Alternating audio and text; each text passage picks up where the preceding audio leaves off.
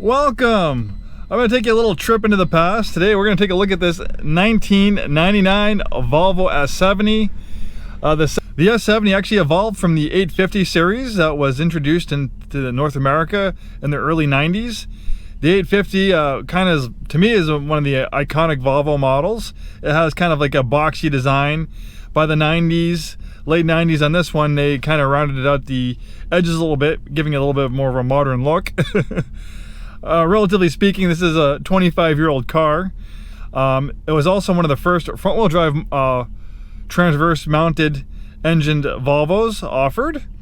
Previously, most of the Volvos were, or not all of them, were rear-wheel drive, and this has a 5-cylinder engine, a little bit more power than a 4, not quite as big and heavy as a 6-cylinder engine, has a unique sound characteristic. This is a trade-in.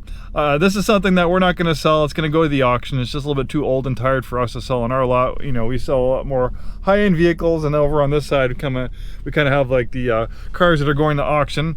Just unfortunately too many problems. Maybe someone will fix it up.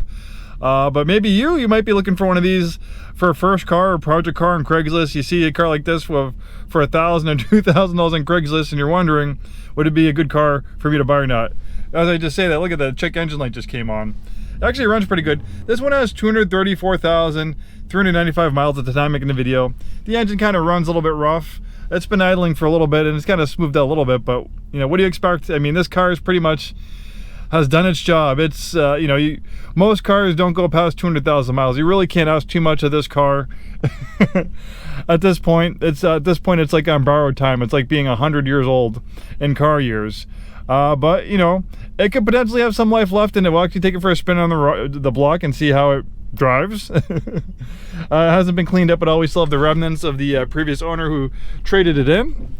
So I'll do a little walk around, we'll look at the engine and stuff like that, and then we'll take it out for a spin and see how this old girl runs and drives.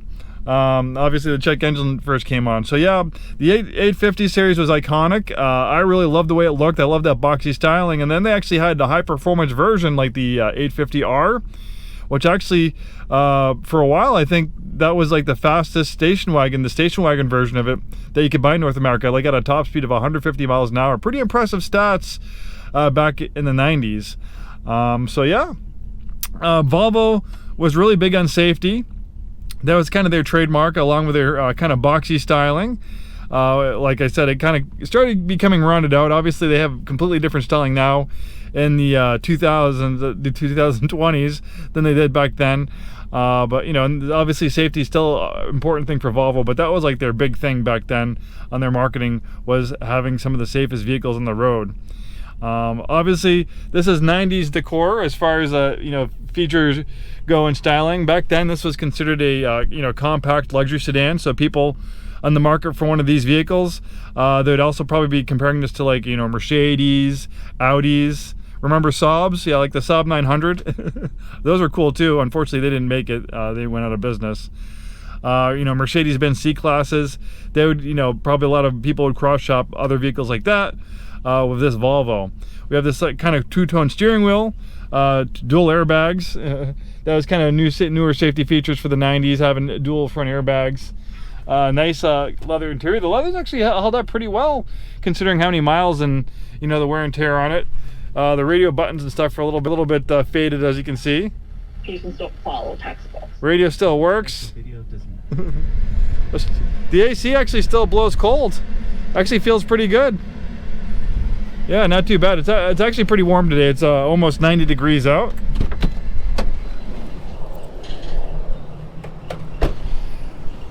But you can see we have the iconic styling of the 850 that's carried over to the S70 series, and I think eventually it evolved into the V70 series, and now today you compare this to like the S60 as a current offering by Volvo that kind of this evolved into or replaced it.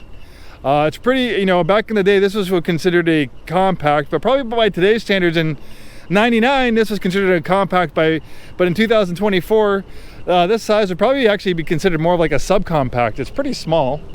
Well, for one thing, on this one, it looks like the power door locks aren't working very well. It's a little bit tricky getting into the rear to manually unlock it. But yeah, you know, seeing by today's standards just being considered a subcompact, not the most space back here, like my head's hitting the top of the ceiling, my legs are hitting the back of the front seat. Not the biggest car in the world. Obviously the standards were a little bit different back in the 90s. You know, like I said, probably today this would be considered a subcompact, not a compact. All right, let's take a look at what's going on in the engine compartment.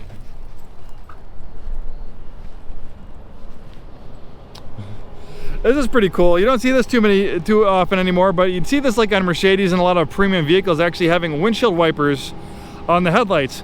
When I was a kid, I'd be like, wow, that sure is a fancy car to be able to have windshield wipers on the headlights. That is posh for sure. we don't see that anymore. I don't know if they still work, but kind of a cool idea to keep your headlights clean. I think in, you know, Sweden and stuff where you have snowy climates and, you know, you're driving through a blizzard and snow could build up on the headlights. That would probably be a helpful option. It's kind of warm today, so the fan is still working overtime, keeping the engine cool. It'll shut off eventually. Hopefully it won't drain the battery. It looks like it has a newer Napa battery in it. So you can see this is a 5-cylinder engine. Doesn't look too bad. It looks like you know, we have some newer parts in it and stuff like that. Obviously this person kept this thing going for quite a while, of 230,000 miles on it. I do see a little bit of evidence of oil seepage, but I don't see anything that's too horrible considering how many miles are on this engine.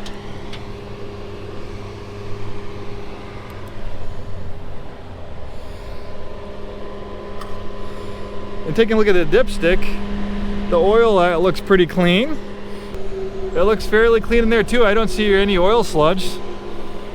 Pretty impressive of how many miles on it. I don't know for sure if this is the original engine or not.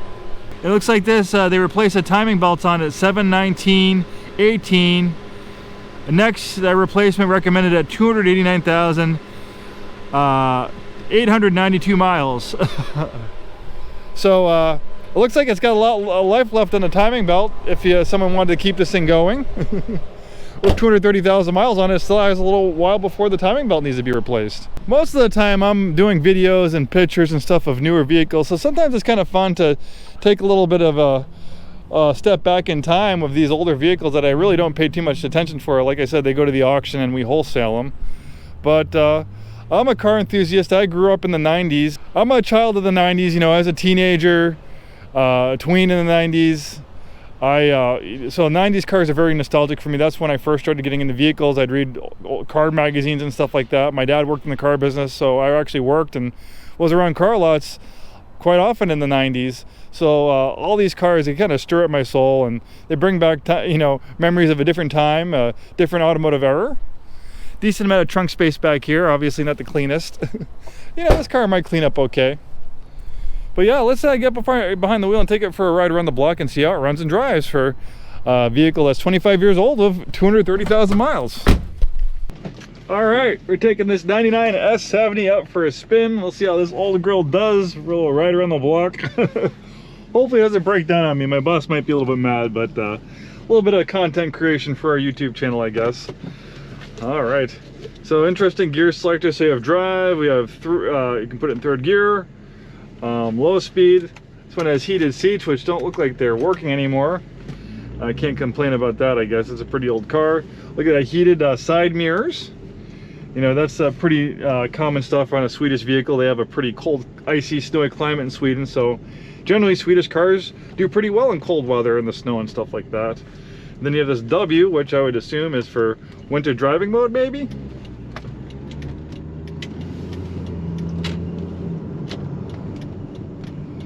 You know, and you might find yourself in a position like me in my younger days where you didn't have a lot of money, you didn't have a lot of extra scratch for a vehicle, and maybe your only option is to buy an older car like this. Maybe something off Craigslist, Facebook Marketplace, maybe a hand-me-down from one of your relatives or something like that. And you know, might be wondering, you know, is it worth it to buy an older vehicle like this? Well, that's the thing. Yeah, you can probably go on Craigslist and find an older car like this for $1,000, $2,000. Maybe even get lucky, pick one up for 500 bucks or something like that. But when it comes to fixing it, that's the expensive part. You know, you might be able to buy this car for 1,000 or 2,000 bucks, but maybe you need to get something fixed to make it run. That could cost a couple thousand, $2,000, $3,000, $4,000, especially if you go to a Volvo dealership. There are, you know, it's an older vehicle, so there's a lot of independent, you know, mechanics and stuff like that, shops that can work on older vehicles like this. There's a lot of shops that specialize in older Swedish cars, if you can find them out there. A lot of enthusiasts out there for older Swedish cars like that. They're kind of unique and cool, and they have a reputation for actually being fairly reliable, pretty reliable vehicles. Or, you know, even better, if you are mechanically inclined yourself and you can wrench on cars and fix things yourself, you know, that might be a good, you know, project car to work on. You know, for someone like me, I've being in the car business for over 20 years. I've had nice cars and I've had cheap cars like this. And yeah, for something like me, you know, if I could buy a car like this, you know, and I needed some, you know, basic transportation, if I could buy something like this for 500,000 bucks, I would just maybe say, hey, maybe I can get a year out of it and just kind of drive it to the ground and, you know, cross my fingers and hopefully, you know, nothing major goes on wrong with it in that time frame.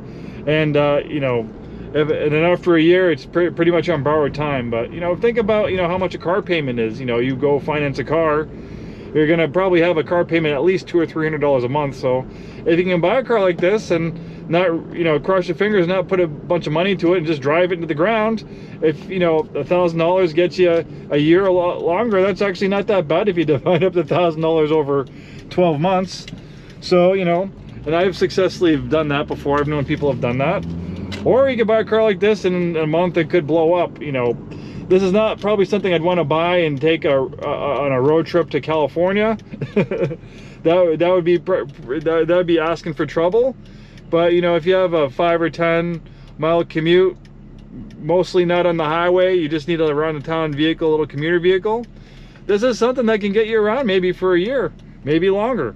But so far it actually drives pretty nice. I mean, the engine, when it's running, is pretty good. You can definitely feel the rough idle at a stop, but when it's running, it drives pretty nice. The transmission shifts pretty strong. Let's mash the gas and see how this thing accelerates.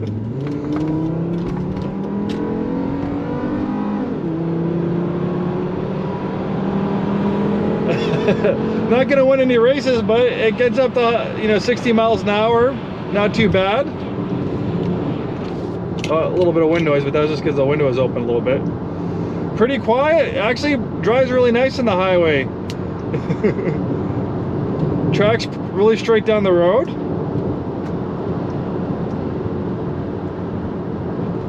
Soaks up the bumps pretty good. The brakes do feel a little bit soft, but, you know, I wouldn't want to have to do an emergency braking situation on this thing. But yeah, this thing actually feels pretty decent at highway speeds. Transmission kicks down pretty good. You know, it's not a ton of power. If you want to try passing someone at highway speeds, it might be a little tough. It's probably lost a few horsepowers over the years with only 230,000 miles. The brakes feel like they're warped a little bit. So yeah, that could be a safety issue. And yeah, I mean, that's where with warped front rotors, that's where we get into things that could, you know, potentially cost money. I mean, to get can they resurface the front rotors? They have to replace them. You know, probably at the minimum, you're looking at, you know, $600, $700, $800 for front brakes on something like that. Not the end of the world if that's all you need to do, and you can get another year, maybe a little bit longer out of it. Or maybe you could do the brakes yourself, even better. Yeah, it goes around corners pretty good. All in all, not a bad car for a cheap old 200+ mile, you know, Volvo.